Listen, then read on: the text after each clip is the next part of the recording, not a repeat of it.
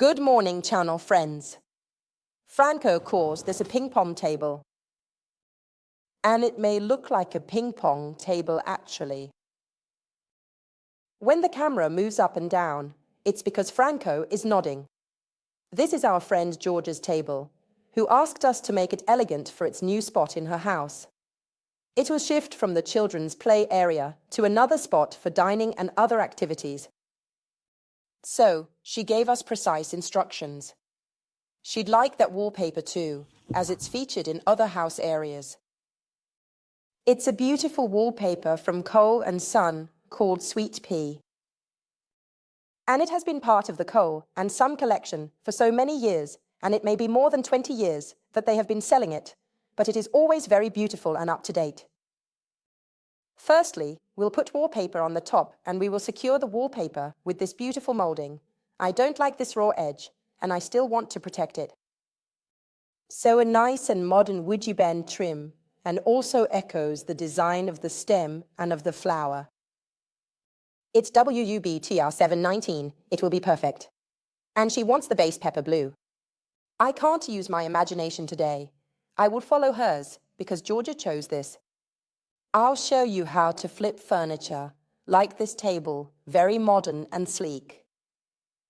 And also a bit misleading for the house to create a design piece. Let's start.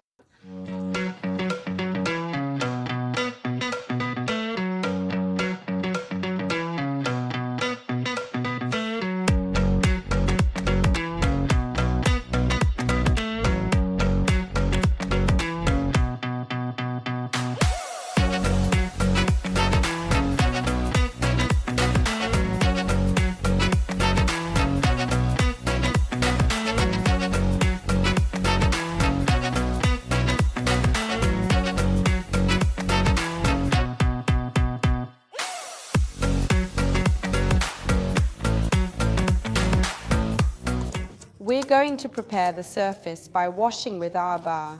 So water, a nice bucket of hot water, ammonia, we put about a half a glass of it, and baking soda.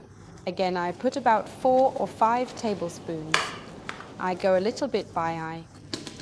A nice sponge, and we're going to wash everything by scrubbing well to remove any residual dirt and impurities. Maybe there is some tape left, and so on.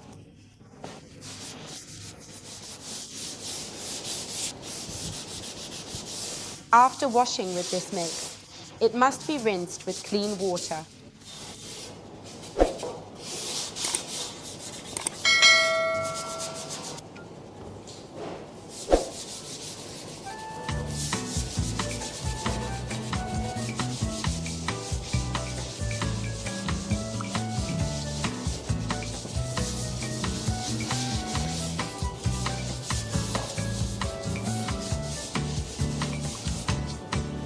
Well done, Emma. You did our bar well. Here is important because we are dealing with wood underneath, metal legs, and laminated surface. As you can see, to go with one product on all these surfaces is not that obvious. It can be done. It will hold years. The important thing is a good base preparation. Emma did our bar very well, rinsed and dried it well. Now, we start with the color, pure color. When working on metal, ceramic, and plastic, thus very glossy materials, it is crucial to give magic the opportunity to fully grip. So, for the skeptics, magic paint clings on everything. We are the only ones not producing primer, in Italy and out. This means that we provide the guarantee, but you have to respect the guidelines. It doesn't mean acting haphazardly, but respecting the rules. You don't paint if the surface is not dry. You paint with a stable temperature. You don't paint in the sun, in the wind, or in the cold. You need to have everything in place to do a good job. And most importantly, now you apply pure paint.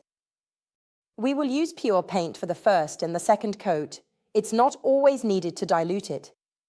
This table edge, still well glued, has let water in because it likely remained where water could enter.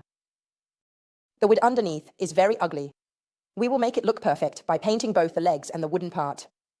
We paint everything we see here. King brush, which is a nice brush with a huge reservoir, and it traps a good amount of paint.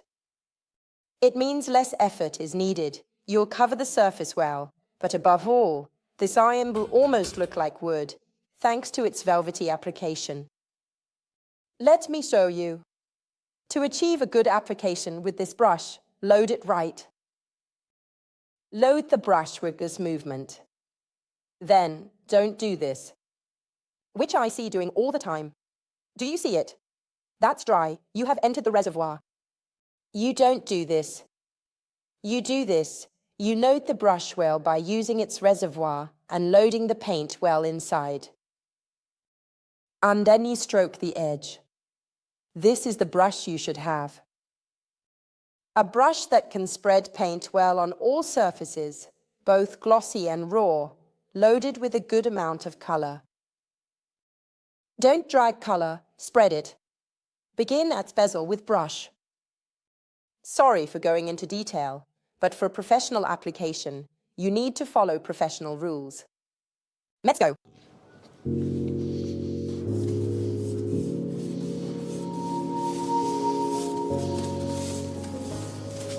As you can see, I have made a grip well on the painted metal, which is this one, and I am also making it grip well on the aluminum threaded rod. There are two types of metal, but the paint attaches well in one coat won't be enough, but with the second one it will be perfect. Let's repeat, no primers are needed. I go over the wooden part as well, and here, where there's wood, following the wood grain is crucial. The wood goes like this. You can't do that. You struggle and it absorbs more. You should spread the color. Sliding the brush along the grain.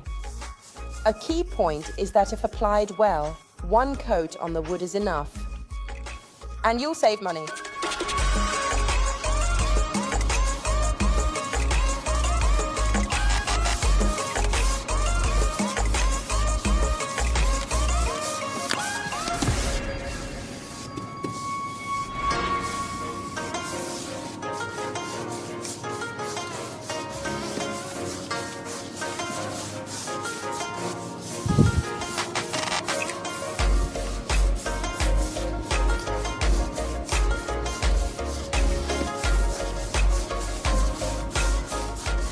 The surface is dry, however. Even though we waited, we are still between March and April. And the temperature is not like the hot one in July. So we sped up the drying with a hairdryer. By blow drying the iron, the temperature immediately got very hot and the paint is dry. Remember, heating well is advisable on smooth, shiny surfaces like plastic and iron. Especially when the weather is slightly humid, also because it is raining today. We apply the second coat with another brush for a nice textured stroke, if you want it. It makes it textured with pure paint. If we were to use diluted paint, like on wood, it doesn't do it. With the textured brush stroke and pure paint, we'll apply a second coat to cover the structure fully. We are witty. Since this table weighs, we also let the second coat dry well and then lay down the protective, because it saves us the trouble of having to flip it a second time. Color and protection.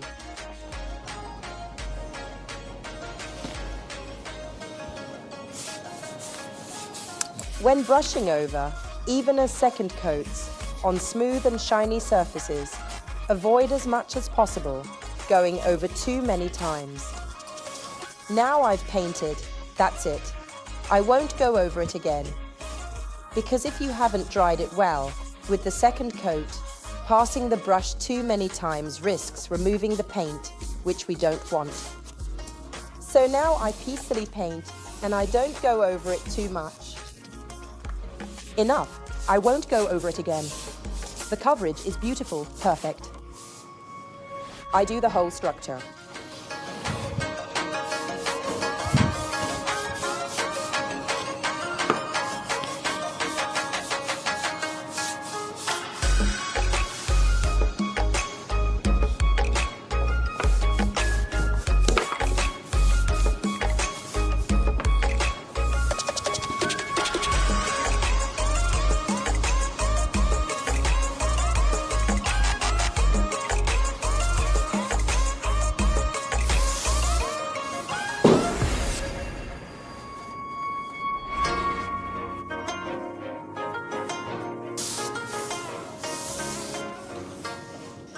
It's time for the protective coat.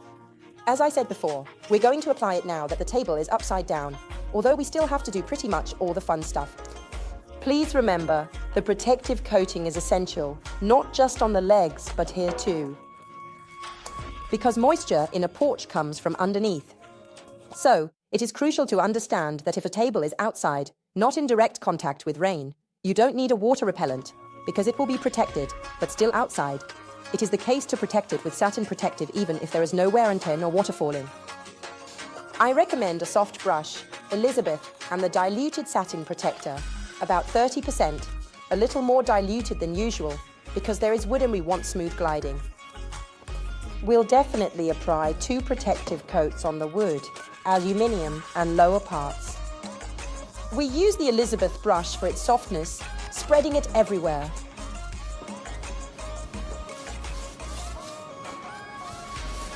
A soft brush that helps in applying the product smoothly and velvety.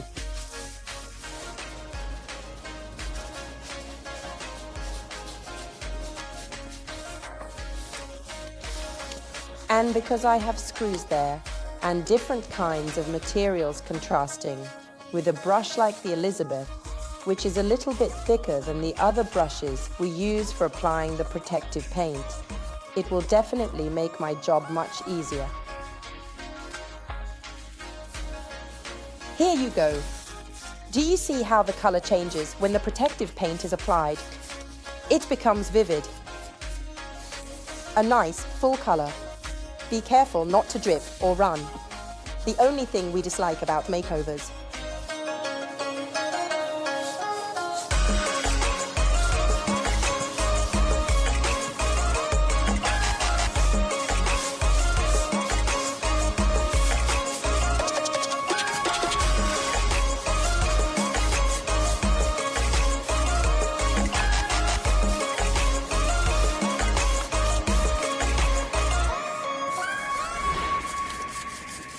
One fundamental thing for achieving a beautiful finish is to smooth out and remove all the marks that the brush could leave. It's clear that if we do this, it will cause marks. We must ensure a velvety, smooth stroke, letting the protective coat self-level, leaving no marks. We've cut 3 precise paper strips for the table. Why 3? Because this table's width didn't let us use just 2 wallpaper strips, right? The roll is 52.50 centimeters wide. Instead, this table is about 1.1 to 1.2 meters wide. So we had to do 3 repositionings. We were able to mark half and lie a first central strike, and then do the other 2 on the sides. I like this because applying wallpaper on a table to be protected with tempered glass requires the edges finish to be beautiful. It leads us to make a fold and go over the edge, so having 2 repositionings helps. Now, step by step, don't lose track so you can understand how to do it. Tuck the stripe, now we move it and apply glue. We spread it all over the table. A special glue to use on paper-made wallpaper. No problems, it dries slowly. We use this one from Saratoga. Upholsterers often make much glue as they're used to applying it on walls, thus they proceed with high weights and measurements. We have to produce very little because we will need enough for this table. We'll create very little glue just so we don't waste it, a little package like that can last you for a lot of makeovers if you don't make walls. So we put the water in a bowl and go by feel. However, for 9 liters of water, how much do you use? For 10 liters, they say to put the whole package, which is 200 grams. So this whole package is meant for 10 liters. You could do an entire room, all the walls, so we just need a little. Let's say the bowl is about 250 grams. It might need 5 grams of powder. Very little so we don't weigh it, because we don't want to scare you or give you the impression that it's difficult, because it's not. She's going to stir directly with the brush, or do you want the spoon? I add it little by little, otherwise it clumps. So, I add a bit and start to dissolve it. It might seem liquid at first, but over time it thickens and becomes gel-like. Here, take the time to do this because it's important not to make lumps. All right. On a shiny, smooth surface like this, wallpaper will stick well. You need a nice smooth glue with no lumps, though. It may lump. If it does make lumps, don't throw it away. Either whisk it or strain it through a sieve. Like the fine plastic mesh ones you use in the kitchen. Emma has made a perfect glue, not a single lump, and she spreads it over the surface. She uses this beautiful brush called Maggie because it's wide, smooth and velvety, right? However, we must perhaps try to be careful and not leave any build-up. We must be as velvety as possible. Then, yes, we press with the spatula and spread it very well, but the less build-up there is, the better. As Elisa said, we must apply an even layer, not too thick. It's true that this is a glossy surface, so it doesn't absorb the glue, but you mustn't overdo it.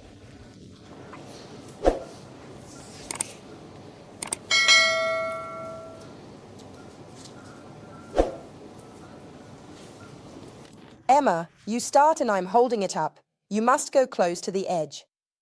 So, I'm staying within our marks. I am at the edge. I pull and lift a bit.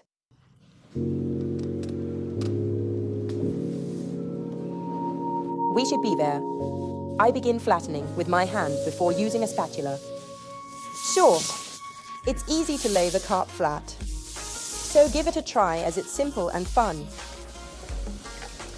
Moreover, this paper is beautiful, but not at all delicate. Often, people think that wallpaper made of paper are too delicate. I pull it up and reposition it. However, I assure you these, from the Cole&Son line, are truly doable in shades. In fact, even going over edges, we don't damage it. Mind you, this is part of an old production method where, in addition to printing the first part of the color, they also printed the shades. Indeed, by running one's hand over it, one can feel the color laid by imprimatura. It's an incredible, very old wallpaper from the Cole&Son collection. Emma, can I go over the edge? Absolutely.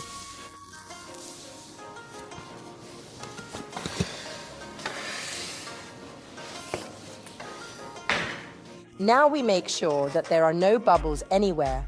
Check that it is nice and perfect, and make sure that the edges also stick well to the surface. We finished attaching the central part. Now we'll spread glue on both sides, and we'll proceed with joining the others. Let's reposition. Come on, Emma, pull it a bit. We were amazed by this paper, weren't we? Because it has very little waste and is also very easy to apply. So I'd say if you pulled a millimeter, we're good. How are you doing?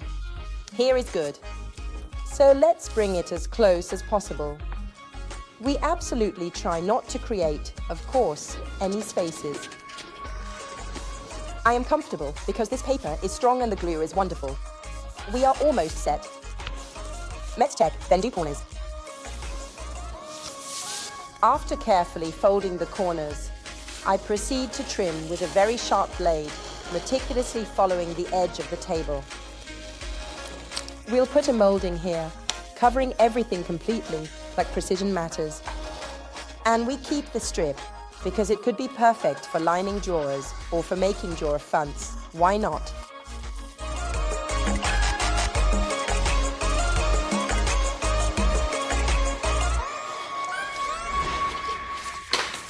It's time to apply the trim.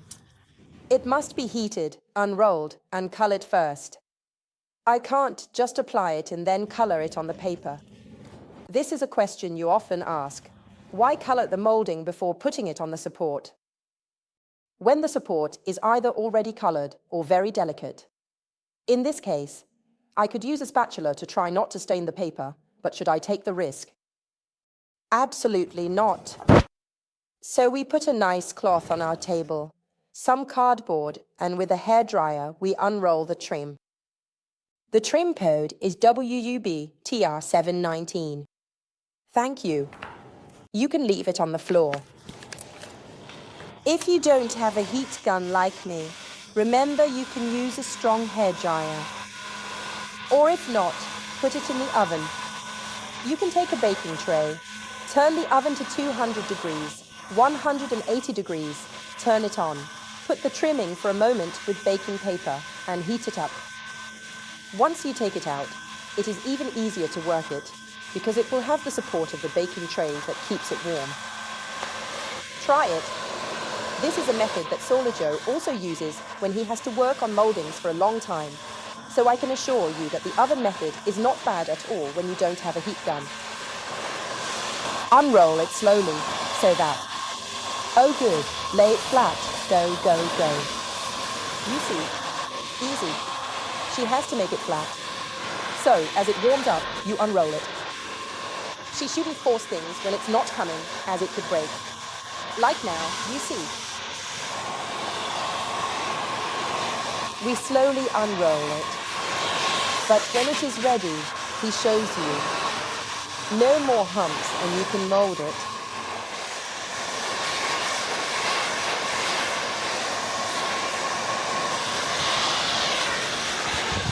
As you can see, it's unrolled and flattened. So now I can color it without problem. Next step, with glue, small brush, some water and nails. As the surface is long and I'll add a few nails. I'll show you how. First, we take the chosen color, which is again the pepper blue. So for the trim, we will use the same color that we used on the legs. Use a pointed brush, which is even better for painting inside the moulding, or a 30 brush. You can see that one coat is enough, always with pure paint. Adding a beautiful trim to the makeover will secure the wallpaper and will be a nice finish, but will make the table very special. But above all, will preserve the wallpaper from wear and tear for many, many years. The wallpapers used on tables, furniture, and inside lifts are beautiful, but if they don't have a block to finish off the corners, the edge often either lifts or peels. In short, the wallpaper will definitely last less. Always remember that to make the wallpaper last, it must also be finished in the corners. The trim is warm. It's still warm thanks to the heat gun, and it dries very fast. It's still soft. Look at it. If I pick it up, it remains soft, showing that as long as the frieze is soft, it's malleable.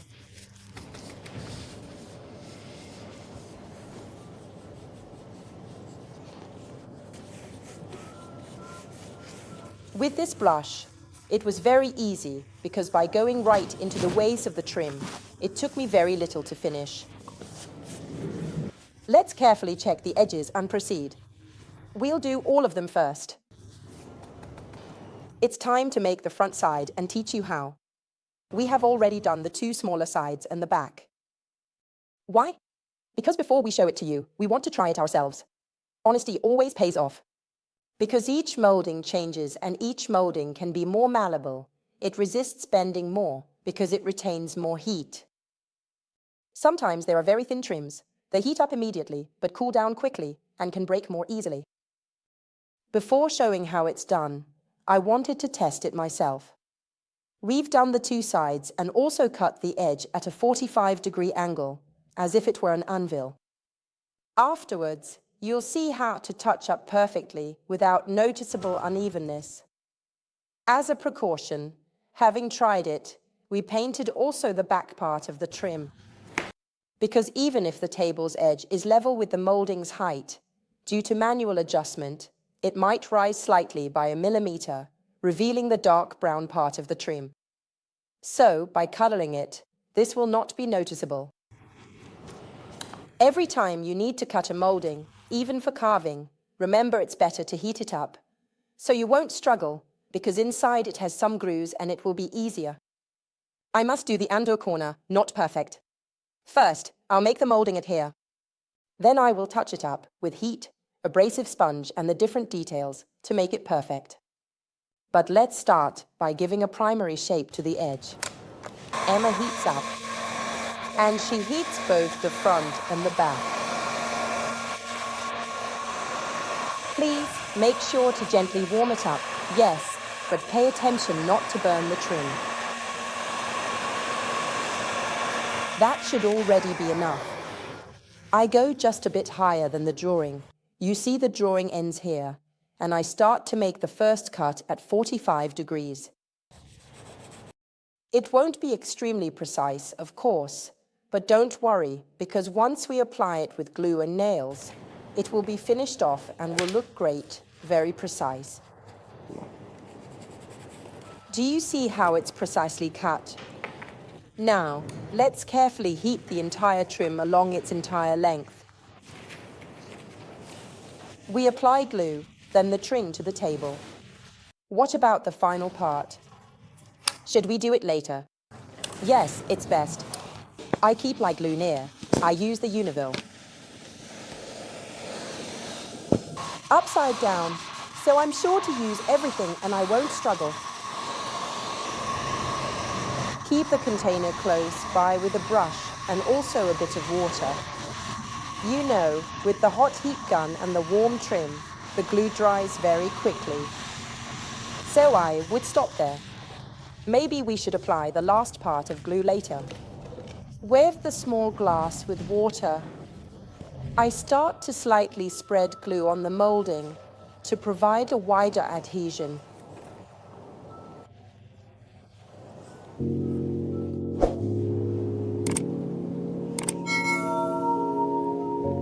Okay. And going halfway makes me feel much more confident, because if the glue dries too much, it becomes a problem, doesn't it?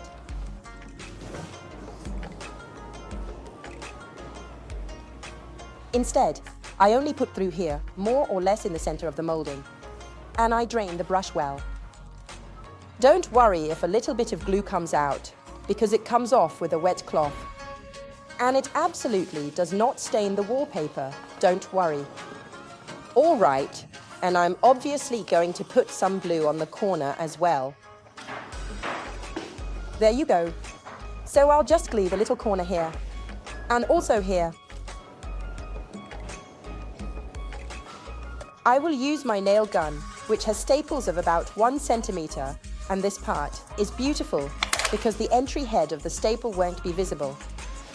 This method has become a guarantee for me. Remember, here you have to be as well as extra precise. You see, press, be precise, and not go over the edge of the table. Emma, we are too high up here, because the glass will be placed later. And so if you go over the level, the glass could break the trim.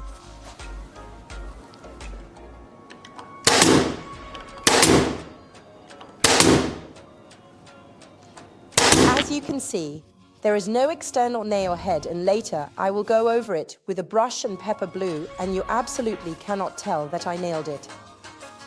I'm using this little tool to help me not to go over the edge of the table. If you don't have it, use your hand and be sure not to go over it.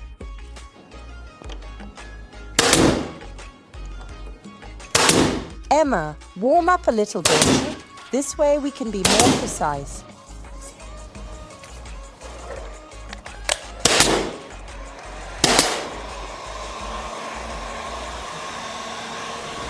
Excellent. The moulding retains heat for a while, but then releases it, and when it does, it becomes hard again. Therefore, you should always remember that you must be precise, but never forget that the moulding, to be beautiful, should adhere 100% to the surface. It has to be just right. If I can see the adhesion groove, I don't like it. This is the first corner, the left one. Sandpaper, better a sponge, a thin one. And I immediately give it a slight rounding, also because it is better if the angle is never sharp. Say you pass by and get stuck with the t-shirt. Second, provide the grain. So go here and work the groove so that it is nice and precise. We do this the other way around. Work on the groove for me.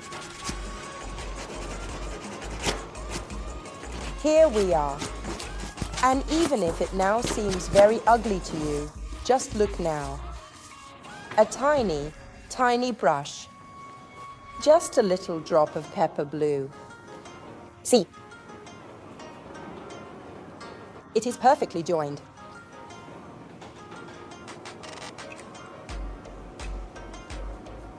So the left and right side where you see the line, and I keep going.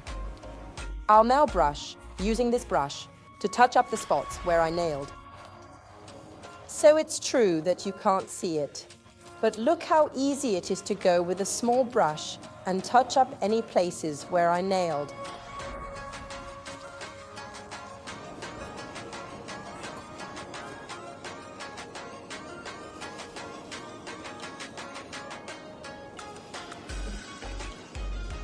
Now Emma and I check all the holes. We check that everything is perfect and precise and then protect. But we still have to wait for the glazier who tempered the glass, because Giorgia wants a glass that is rounded and tempered, of course, because it must not break, and we are waiting for him to show her the finished table. What do you think? I love it. It's a perfect makeover. This will go in her house. An annex. A beautiful place with views in the greenery, ideal for studying, homework, or working remotely. Where flowers fit well.